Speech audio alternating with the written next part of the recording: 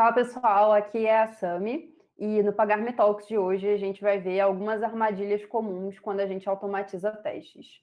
Aqui eu tenho os meus contatos, então se vocês entrarem lá no meu site, tem o link de todos os materiais, de palestras que eu já fiz.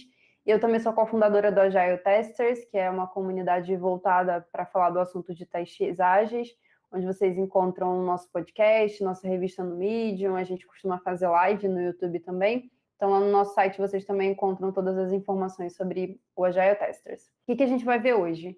Alguns princípios de automação de testes. A gente vai ver, né, as traps ou armadilhas, quando a gente está falando de automação de testes, métricas, e vou deixar algumas referências também para quem quiser se aprofundar mais no assunto. Eu gosto bastante desse manifesto, né, esses princípios de automação de testes, que a automação de testes deveria suportar testes ao invés de replicar. Então, quem nunca chegou num projeto e já tinha alguns testes escritos ali, foi só copiando, colando e mudando algumas coisas, e, consequentemente, replicando os mesmos erros e os mesmos problemas que já existiam. Testabilidade ao invés de automatização. Então, testes automatizados não deixam de ser código, né? Então, os testes testam o código da aplicação, mas quem testa os testes, né? Então, é importante que a gente pense no requisito de testabilidade, ao invés de só criar scripts que executam alguma coisa. Focar na experiência do nosso usuário, ao invés da codificação em si. Então, é importante que os testes realmente eles representem o comportamento esperado do usuário, né? Representem ali os fluxos, né, que o usuário vai realizar. Problemas ao invés de ferramentas, isso é muito comum, a gente vê muitas pessoas defendendo uma ferramenta, às vezes para fazer tudo, né, como se a ferramenta ela fosse a parte mais importante da solução, mas às vezes aquela ferramenta não é adequada para o problema que você precisa resolver. Então é importante primeiro saber qual é o problema que a gente precisa resolver, e aí dando um exemplo simples para ficar tangível, né, às vezes a gente vai fazer teste, por exemplo, de interface, e eu tenho que fazer alguma validação cross-browser, e aí a ferramenta que eu estou usando, por exemplo, só testa no Google Chrome. Então, ela não atende um requisito, ela não resolve o meu problema. Por isso que é importante a gente primeiro ver quais são os problemas, pensar na solução e aí sim escolher a ferramenta. Foco no risco ao invés de cobertura. Então, a gente sabe que não tem como atingir 100% de cobertura. Teste, né, é algo que demanda bastante trabalho e esforço. Então, é importante que a gente garanta que pelo menos as partes mais críticas, aquelas que têm mais risco, estão cobertas, porque se as partes menos críticas têm ali alguma falha, algum ponto que não foi coberto, e acontece algum problema, a gente sabe que é muito mais simples de resolver do que ter um problema numa parte que é mais crítica. Observabilidade ao invés de compreensão. Então, quando um teste falha, tem que ser muito simples que a gente consiga rastrear exatamente o que foi que causou aquela falha, aquele problema. Então, é importante que a gente garanta também observabilidade. Eu gosto bastante dessa frase do Kent Dodds, né, que ele fala que quanto mais os testes eles representam a forma que o seu software é usado, mais confiança você tem nos seus testes, né? Então, a gente até viu lá atrás nos princípios que a gente tem que focar no comportamento, pensar em exatamente qual é o comportamento do nosso cliente, do nosso usuário, e os nossos testes precisam representar isso. E aí um questionamento se os testes automatizados realmente pegam problemas ou são aqueles testes que uma hora quebram, outra hora passam e aí acabam gerando desconfiança por causa do time, né? Os testes deveriam ser a nossa garantia de que se eu fizer alguma mudança que impactou algum fluxo, que eu seja avisado, né? Que eu descubra em momento de teste, não só quando chegar em produção. Então, eu vou passar rápido aqui em 15 armadilhas que a gente deveria evitar ou fugir quando a gente fala de automação de testes. Então, a primeira é testar tudo em apenas uma camada. Isso é muito comum para quem lembra dos anti-patterns, né? A gente tem o pattern, que é a pirâmide de teste, tem alguns anti-patterns, como, por exemplo, o sorvete, que é um bem famoso, onde a pirâmide fica invertida, e a maior parte dos nossos testes está na interface, que são testes que são muito mais sensíveis, né, a mudanças. Então, a gente não deveria testar tudo em uma camada, assim como testar tudo só em unidade também não resolve, porque aí a gente fica com algumas áreas cinzas ali na parte das integrações. Testar tudo na interface também não resolve. Eu gosto bastante, né, dessa tabelinha que tem lá no livro do Google sobre engenharia de software no Google, na parte que eles falam de testes. E aí ali, né, small entendam como testes de unidade, medium como testes mais de integração e large mais como os testes realmente E2E. Então, testes pequenos, ali, os testes de unidade, eles não deveriam exercitar nenhuma dessas features. Testes de integração, quando a gente fala da parte de acesso à rede, né, a gente deveria testar ali mais ou menos até localhost, mas não passar, né, acima disso. O uso de sistemas externos, por exemplo, é desencorajado, porque sistemas externos a gente não controla, então, se você amarra dentro do seu processo de entrega o teste batendo em algum terceiro, em alguma API externa, e essa API tem alguma indisponibilidade, algum problema, você vai impactar todo o seu fluxo de entrega por causa de um ambiente que você não controla. Então, colocar ambientes que você não controla ali no meio do caminho dos seus testes é assumir que você pode ter intermitência, que você pode ter indisponibilidade e que você não vai ter como resolver isso. E os large testes, que são os testes mais ponta a ponta, eles, né, realmente testam o fluxo completo. Mas como eu citei o exemplo do antipattern, né, do sorvete, a ideia é não que a gente teste tudo no large, né? Não faz sentido, porque é um teste que demora mais tempo, que exercita mais integrações, então as chances dele ter uma intermitência são muito maiores, mas, de novo, assim como testar só testes de unidade também, de forma toda isolada e toda mocada, também não resolve, né? Te deixa ali uma área cinza das integrações. Confiar cegamente em cobertura, então, às vezes, a gente fica muito focado ali na métrica de cobertura, né? Quando a gente fala de testes de unidade, mas, na real, a cobertura está ali te dizendo que em algum momento do seu teste você passou por aquele trecho de código, exercitou ele, mas não necessariamente que os seus asserts, né, que as suas validações, elas realmente são de qualidade. Então, só olhar para a cobertura também é um problema em automação de teste. Às vezes eu vejo muito pessoas que já saem logo automatizando o teste sem nem ao menos refletir sobre o comportamento, sobre os fluxos, e aí, no final das contas, você acaba testando coisas também que não fazem o menor sentido. Então, só cobertura não resolve, né? Não resolve todos os seus problemas. Usar uma ferramenta que não resolve seus problemas, eu também já comentei, né, lá no início, quando a gente falou dos princípios de automação de teste. Foco no problema, depois a gente escolhe, entende qual é a ferramenta que melhor se adequa para resolver aquele problema que você tem. Testes parasitas é um problema bem grande também. O que são isso? São testes que dependem de outros testes. Então, você tem ali um encadeamento de comportamento, que um teste para executar depende da finalização de outro, depende do dado gerado por outro teste, e aí qualquer delayzinho ali no meio do caminho, os testes quebram em cascata, né? Quem nunca passou por isso? Então, os testes precisam ser atômicos, independentes, eles têm que conseguir prover sua própria massa de dados, tem que conseguir, a gente tem que garantir que o sistema, né, o SUT, né, o Sistema Under Test, ele esteja no estado que meu teste precisa. Então, é importante que a gente remova essas dependências entre os testes. Testes lentos também é um problema, porque eles impactam, né, o fluxo de entrega. Então, é importante que a gente pense em estratégias, por exemplo, de paralelismo. Então, como é que eu consigo rodar, né, mais testes em paralelo para poder ter um feedback mais rápido?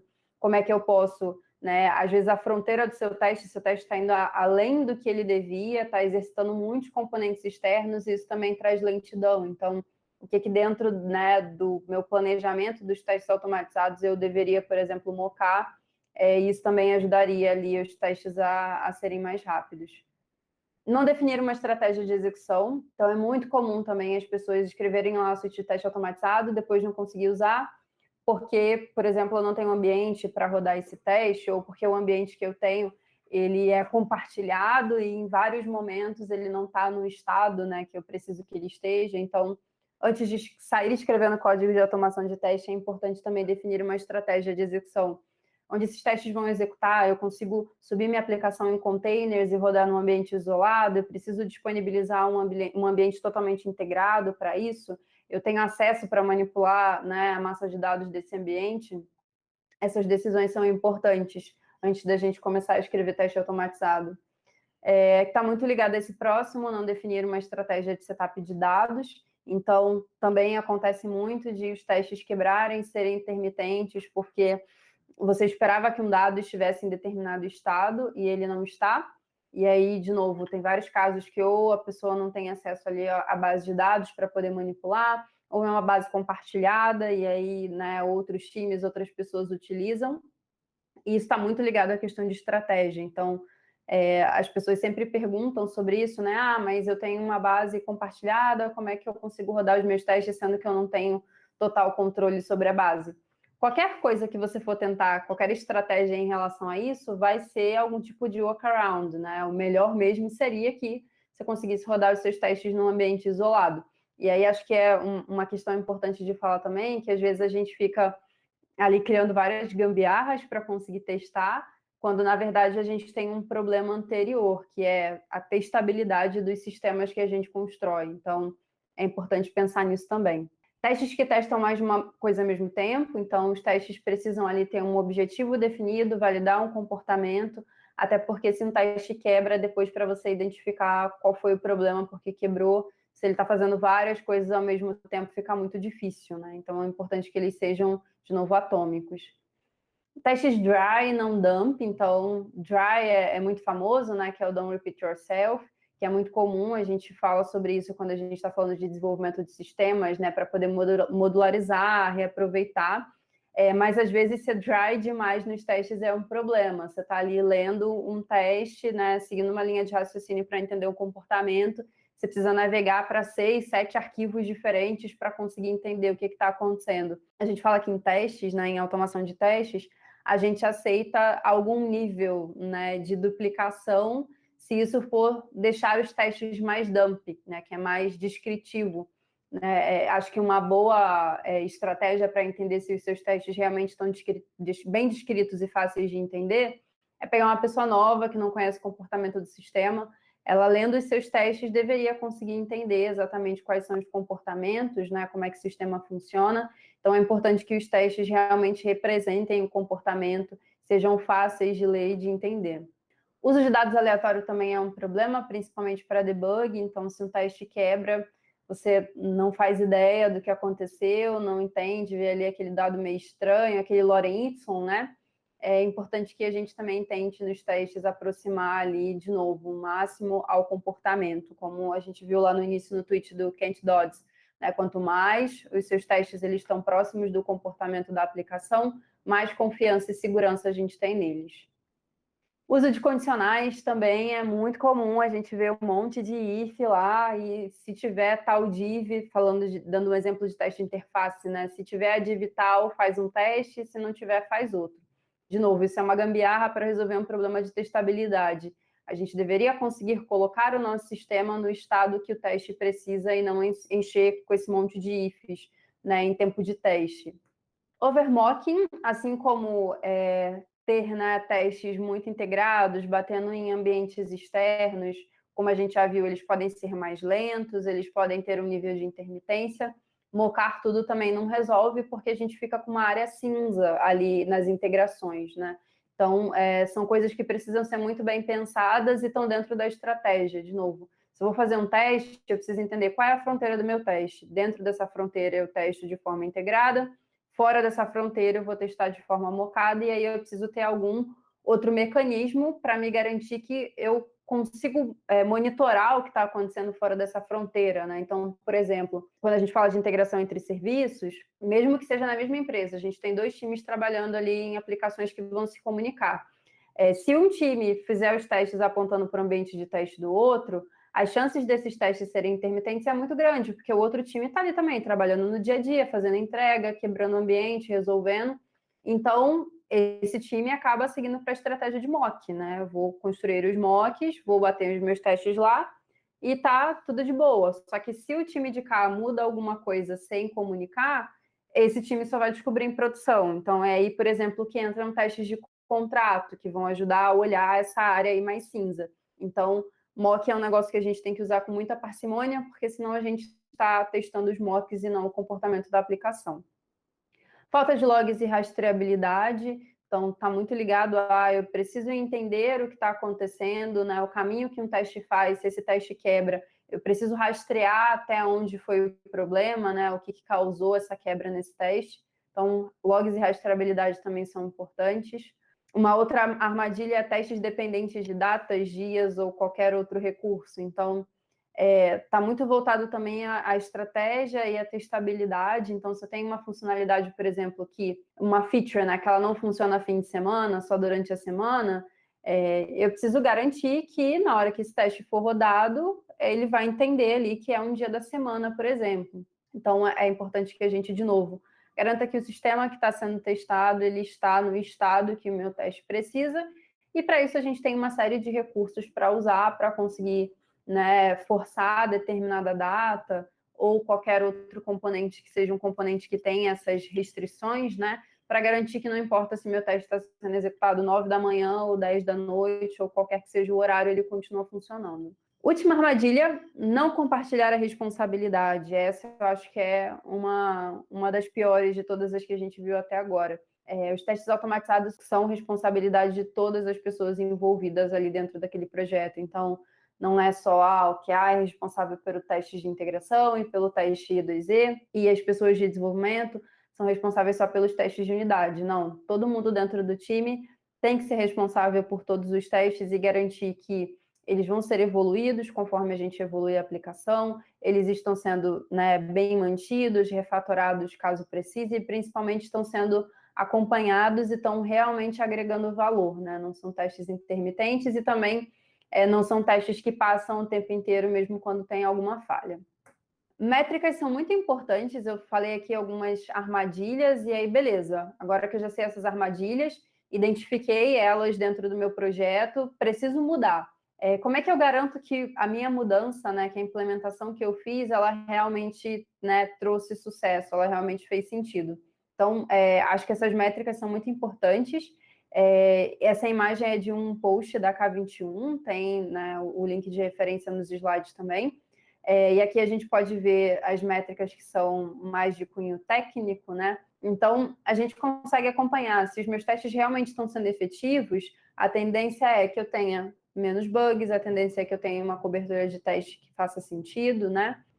Que a minha qualidade de código seja melhor. E também, né, como eu sempre falo, o teste é uma ferramenta para o time. Então, se eu tenho teste, eu tenho segurança para fazer as mudanças, eu tenho um lead time melhor, porque eu consigo entregar, dar mais vazão às entregas, porque eu tenho segurança que os meus testes vão me avisar se eu tiver algum problema.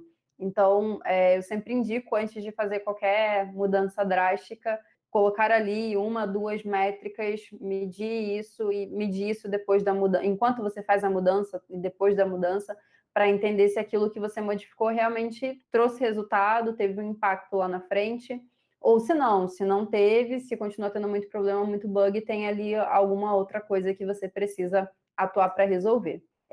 Para fechar, eu sempre repito essa frase quando eu falo de qualidade, né? Que qualidade é uma característica percebida. Cada pessoa entende qualidade de uma forma diferente e a gente não controla expectativas do outro, por isso a gente precisa de alinhamento, né? Então, é importante que o time tenha a definição de qualidade para ele e que o time persiga isso em conjunto, né?